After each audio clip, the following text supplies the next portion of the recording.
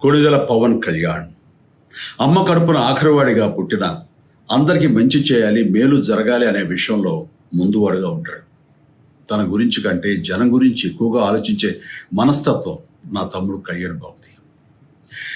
ఎవరైనా అధికారంలోకి వచ్చాక ప్రజలకు ఏదైనా చేయాలనుకుంటారు.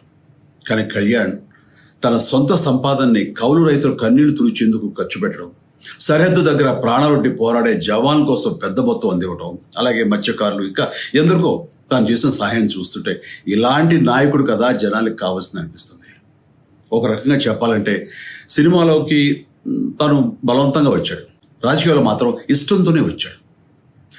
ఏ తల్లికైనా తన కొడుకు కష్టపడుతుంటే గుండె తరుక్కుపోతుంది. అలాగే ఏ అన్నకైనా తన తమ్ముడు అనవసరంగా మాటలు పడుతుంటే బాధ వేస్తుంది. అలా బాధపడుతున్న నా తల్లికి ఈ అన్నయ్యగా ఒక మాట చెప్పాను. నీ కొడుకు ఎంతోమంది తల్లుల కోసం, వాళ్ళ బిడ్డల భవిష్యత్తు కోసం చేసే యుద్ధం అమ్మా ఇది. మన బాధ కంటే అది ఎంతో గొప్పది అన్నాను.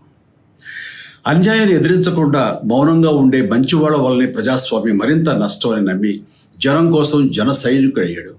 తాను బలంగా నమ్మిన సిద్ధాంతం కోసం తన జీవితం రాజకీయాల్లోకి అంకితం చేసిన శక్తిశాలి పవన్ కళ్యాణ్.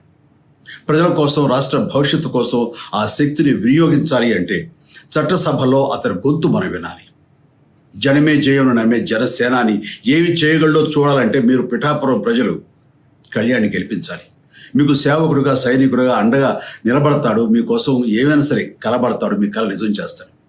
పిఠాపురం వాస్తవ్యులకు మీ చిరంజీవి విన్నపం, గాజు గ్లాసు గుర్తుకి మీ ఓటు వేసి పవన్ కళ్యాణ్ని గెలిపించండి. జై హింద్.